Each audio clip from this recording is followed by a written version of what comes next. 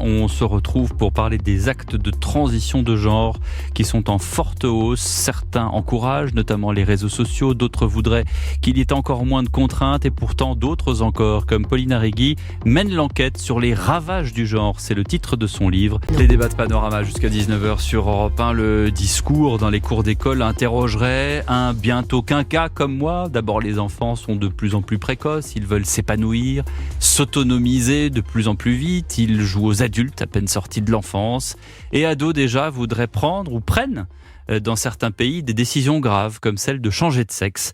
Ces jeunes de plus en plus jeunes dans les cours d'école disent volontiers je suis amoureux de cette personne parce que c'est elle, peu importe son sexe, peu importe son genre. Où va-t-on ?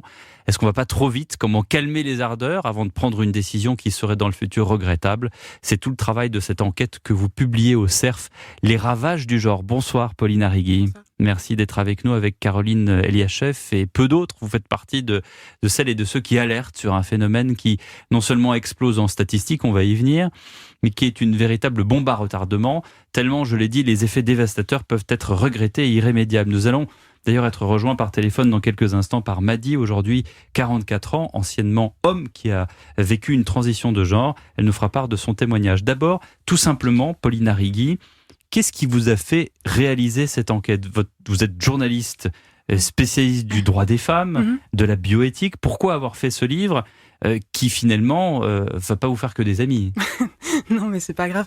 En fait, parce que c'est un vrai bouleversement de société à plusieurs égards, sur plusieurs plans. Le plan de la santé, du vocabulaire, etc. Enfin, il y a un énorme bouleversement et qui n'est pas interrogé dans la plupart des médias, dans les institutions. Même certains médecins refusent d'interroger ce phénomène. Et, quand vous dites certains médecins, c'est qui en particulier ? C'est par exemple des médecins qui disent quand un enfant déclare qu'il appartient à l'autre sexe, que c'est une fille alors qu'il est né d'un garçon, il ne faut pas chercher à comprendre, il faut l'accepter et l'emmener vers un parcours de transition médicale alors que c'est un enfant. Ça existe. Alors qu'il y a un vrai... C'est pas la majorité des médecins, si ? Alors ça c'est. Non mais on va venir aux chiffres après. Oui. En fait, ce qui est choquant, c'est que il y a des personnes qui disent mais attendez, pourquoi se préoccuper de transidentité ? C'est une minorité qui fait de mal à personne. C'est vrai. Ce qui se passe, c'est qu'il y a une vraie rupture en 2010, autour de 2010. Avant cette date, il y avait un nombre très très faible et constant et stable de personnes qui demandaient des transitions. Donc on les appelait les transsexuels. Et c'était quasiment tous des hommes qui, à l'âge adulte, voulaient devenir une femme. Donc, très peu et quasiment que des hommes. En 2010, on a un tournant et on a une explosion du nombre. En France, on a une multiplication par 10. Dans les pays anglo-saxons, c'est encore plus. Fois 40, je crois. Fois 40 au Royaume-Uni. Donc déjà, une énorme demande de c'est plus transition. Transsexuel, c'est transgenre. Et alors déjà, c'est plus des hommes adultes, c'est des jeunes filles. Donc très très jeunes et une majorité de filles. Donc il y a vraiment un changement total. Très jeune, c'est il y a des enfants qui sont, alors est-ce que ces enfants sont sincèrement transgenres, ça c'est une autre question, mais on a commencé à voir autour de 2005-2010 dans les médias des enfants trans qui étaient valorisés comme des modèles d'émancipation. Et des enfants de 15 ans ou moins ? Vous avez vu le film Petite fille sur Arte, qui a un documentaire qui a énormément de succès, et on parle d'un enfant de 7 ans à qui on va dire écoute, on va voir pour la congélation de tes gamètes, on va organiser tout ça. Enfin, c'était un enfant de 7 ans à qui on dit tu es une fille, mais pas de problème, nous allons t'emmener vers un parcours de transition avec tous les dangers que ça présente. Donc il faut se poser la question de à quoi ça correspond. Est-ce que c'est une bonne idée ? Est-ce que les transitions de genre aident les enfants et les adolescents, comme on nous le dit toujours ? Il y a beaucoup d'idées reçues aussi, de dire quand un enfant ou un adolescent, une adolescente demande une transition, dit qu'il faut l'appeler par un autre prénom, il faut l'accepter sans chercher à comprendre, sans poser de questions. Sinon, cette personne peut se suicider. Enfin, il y a des grosses affirmations qui sont très choquantes. Et qu'en fait, on n'interroge pas. Est-ce que vraiment ça les aide ? Donc c'est la question que je me suis posée et à laquelle j'ai apporté des éléments de réponse. Vous avez apporté beaucoup d'éléments de réponse. Vous avez vraiment mené l'enquête, à la fois sur les risques sanitaires, sur les enjeux éthiques, sur la façon dont tout cela est amené par les réseaux sociaux, où on a comment dirais-je, des gens qui réagissent. Magnifique, trop jolie tes cicatrices. Quand une enfant de 12-13 ans montre les cicatrices qui remplacent leur sein, qui font des cagnottes. Pour financer la mamec de Noël sur Litchi. Oui, c'est cool en fait de faire une transition. En fait, on est dans une société aussi. Il faut vraiment se rendre compte que c'est la vie des jeunes filles spécialement, enfin des garçons et aussi spécialement des jeunes filles de 15 ans, de 13 ans, 15 ans est très difficile.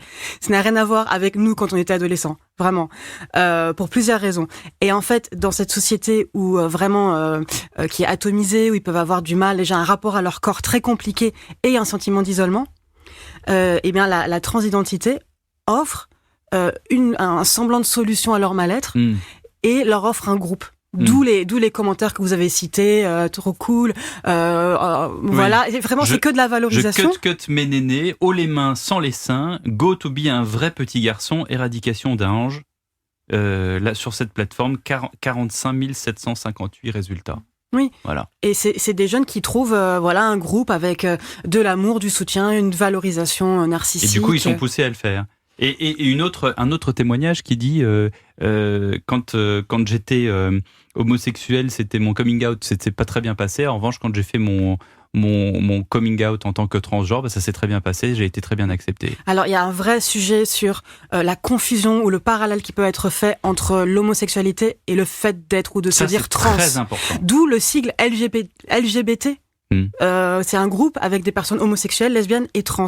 Or, ça n'a rien à voir. Ça ne devrait pas être dans le même sac. Déjà, ça n'a rien à voir sur le principe parce que les personnes homosexuelles reconnaissent l'existence de sexe et il y a une réalité concrète de pratique, etc. Tandis que le transgenrisme, on va peut-être en parler plus tard, mais c'est des choses très abstraites, c'est nébuleux. On se dit qu'il y a une. On va pas le temps court, donc si on veut en parler, il faut en parler maintenant, Pauline Arriguet. Vous vouliez parler du transgenrisme. Ouais. Non. On va peut-être en parler plus tard. Non, malheureusement, il faut en parler maintenant. Pardon.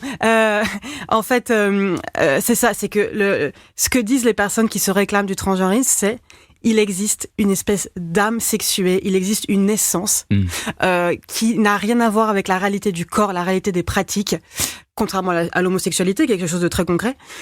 Et en fait, seule la personne le sait. Et si je dis je suis un homme, je suis non-binaire ou autre, j'ai raison. Et c'est un fait, et tout le monde doit se plier à cette réalité qui est plus réelle que mon corps. Et ça, c'est unique. Je pense que c'est unique. Avant de donner la parole à Madi qui nous attend au téléphone, et ne vous inquiétez pas, on va vous prendre au téléphone, vous allez raconter votre parcours, parce que là, on parle beaucoup d'enfants, mais ça arrive aussi à des gens qui sont plus âgés et qui ont cette volonté. Il y a deux, institutions ou groupes pratiquement étatiques qui sont le planning familial, d'un côté, et puis un autre groupe qui s'appelle la SOFECT, qui sont deux choses totalement antinomiques. Du coup, il y a le planning familial qui, pour faire simple, encourage d'une certaine manière le transgenrisme et ses opérations, j'ai envie de dire, ces mutilations. Mais on peut le dire, parce qu'on coupe des organes sains. Et puis le SOFECT qui, au contraire, est une sorte de conseil de médecins qui met des barrières, c'est ça ? Oui, en fait, il y a la médecine publique et le privé, où il y a beaucoup moins de normes.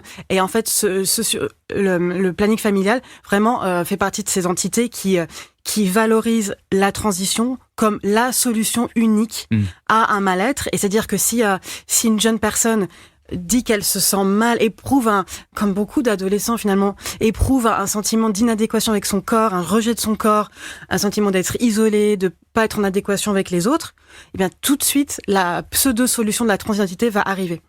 Et c'est vraiment les jeunes, c'est vraiment ce qu'on leur propose. Et en fait, il y a vraiment un discours comme quoi c'est la solution et qu'il ne faut pas l'interroger.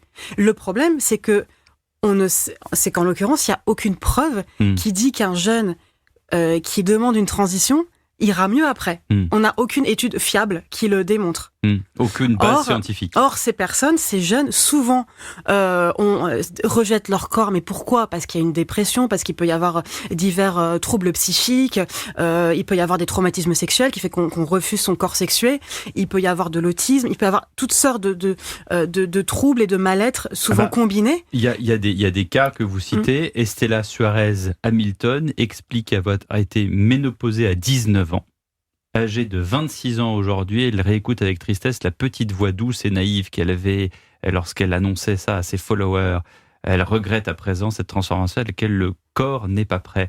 On parlait du planning familial, pardon. Il y a aussi donc cette SOFECT qui est la Société française d'études et de prise en charge de la transidentité. Ça regroupe des médecins de l'hôpital public. Et c'est quoi? C'est eux qui disent oui ou non pour l'opération? Oui, alors dans le public, contrairement au privé, il y a un protocole, il faut des autorisations de psychiatres. Et en fait, le problème pour moi, c'est qu'il y a un parcours privé où concrètement les jeunes ils vont pas passer par le parcours public, ils s'échangent entre eux des bonnes adresses, des bons plans de psy qui pour moi c'est donne l'autorisation, c'est tout le contraire d'un psy. C'est quelqu'un qui tu veux une transition, mais d'accord, je donne sans chercher à comprendre pourquoi. Est-ce que derrière il y a un mal-être qui pourrait être réglé autrement et de façon efficace? Parce qu'on voit que la transition, une personne qui est dépressive, qui a des traumatismes sexuels, qui a des troubles alimentaires, ces troubles ne se résolvent pas avec la transition, bien au contraire. Parce que le sentiment de déréalisation de son corps augmente. Et il y a cette entité publique, la SOFECT, et il y a des parallèles privés. Mais comment ça se fait? Parce que on comprend bien qu'il y a un hôpital public et un hôpital privé. On peut se faire opérer d'une hanche, d'une hernie discale, de quoi que ce soit, comme on veut. Mais là, en l'occurrence, c'est peut-être suffisamment éthique pour qu'il n'y ait qu'une décision valable et qu'elle soit publique et non pas privée. Légalement, il y a il y a quand même très très peu de garde-fous, et en fait il y a un travail de lobbying très puissant pour que ça soit le plus facile et le plus rapide possible d'obtenir une transition hormono-chirurgicale éventuellement dès qu'elle est désirée, dès que le désir émerge. Il y a vraiment la possibilité que ce désir soit rempli tout de suite. Madi nous a rejoint au téléphone. Bonsoir, merci d'être avec nous. Oui. Du collectif Lettres Trans, il y a beaucoup de choses qui ont été dites et on voudrait avoir votre parcours parce que vous, au contraire des jeunes enfants, parfois, alors c'était l'exemple de 7 ans, mais parfois à 15, 16 ans. D'ailleurs, il y a des, et vous l'écrivez dans votre livre, Pauline Arrigui, maintenant il y a des pays où vraiment il faut attendre 16 ans pour prendre cette décision. Vous avez pris cette décision beaucoup plus tard. Oui, à l'âge de 35 ans, hein, donc j'avais déjà un long vécu personnel, professionnel et on va dire familial. Donc on va dire ma dysphorie de genre, ce que j'appelle aujourd'hui la dysphorie de la personnalité et sexuelle, a mis du temps à venir. Pour moi, je la situe très jeune, hein, donc aux alentours des 8-9 ans, donc aux alentours d'un état prépubère ou juste en puberté, en début de puberté pour un petit garçon, quoi. Ouais. Et je me suis construite jusqu'à l'âge de 35 ans en essayant de vivre en sorte une seconde vie en parallèle de ma vie d'homme jusqu'à un certain burn-out qui m'a fait aller vers justement des professionnels de santé pour mettre un mot sur ma problématique, quoi. Vous avez vécu une double vie, c'est-à-dire c'est-à-dire que très jeune, j'étais déjà au collège, donc en 6e, à l'âge de 10-11 ans. Vous étiez un petit garçon. J'étais un petit garçon et je me travestissais déjà avec les vêtements de ma plus jeune tante qui a 5 ans de plus que moi, quoi. Donc ça a été crescendo au fur et à mesure de ma vie, oui. Ça, c'était en scred, quoi, discrètement, sans le montrer aux parents et aux amis. Aux parents et aux amis, oui.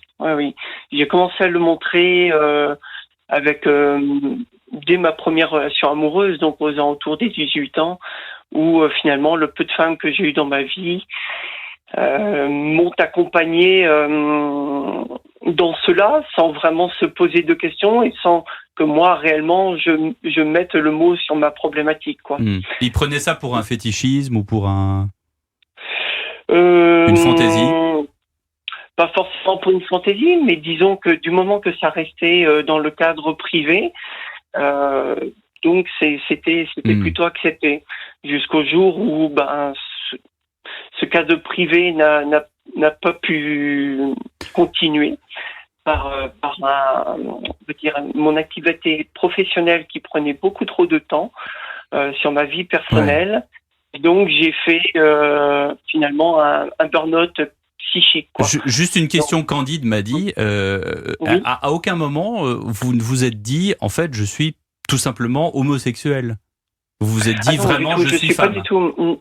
Ah non, du tout. Ouais. J'ai mis vraiment le mot d'être femme et de désirer de vivre en tant que femme dans la société à 35 ans. Ouais. Oui. Avant cet âge-là, je ne savais pas qu'on pouvait aller vers un corps de femme, ou en tout cas essayer de le limiter avec des hormones, avec une prise d'hormones. Et est-ce que aujourd'hui votre mal-être, celui qui a conduit à votre burn-out, est réglé? Alors, post-transition, ça fait 4 ans même 5 ans que ma transition est terminée. Je dois dire quand même qu'il reste une dysphorie. Le fait, tout simplement, que je ne sais toujours pas, quasiment 10 ans après avoir pris cette transition, ce qui m'a fait finalement prendre cette décision d'aller vers une hormonothérapie et un traitement chirurgical, de mon corps, quoi. Je suis toujours à la recherche de réponses, finalement, et cette dysphorie qui est latente reste malgré le fait que je vis dans la société, je suis intégré dans la société en tant que femme. Est-ce que vous regrettez? Je ne regrette pas. Par contre, c'est vrai que si j'avais eu toutes ces informations il y a 10 ans, sur finalement, moi, ce que j'appelle le mur de la réalité de fin de transition, donc le fait qu'on ne peut pas devenir un homme ou une femme à travers ce parcours, on peut juste essayer de vivre en tant que tel, donc en tant que personne transféminine. Peut-être que certaines choses, je les aurais fait autrement. Mais est-ce qu'aujourd'hui, on vous voit en tant que femme? Ah oui, ça, au moins, c'est gagné. Dans la société, je suis une personne transsexuelle fondue dans la masse. On ne peut pas me dissocier d'une femme, quoi. Ça vous a coûté combien, sans indiscrétion, parce que ce que amène Pauline Arrighi aussi dans son livre, c'est ça coûte très cher, en fait. Oui, tout à fait, oui. Moi, ma transition m'a coûté 52 000 euros, avec une certaine prise en charge ALD, mais plus de la moitié a été financée par mes deniers personnels. Merci beaucoup pour votre témoignage, Mady. Merci à vous, Pauline Arrighi. Les ravages du genre. Vous en saurez plus en lisant le livre. C'est aux éditions du Cerf.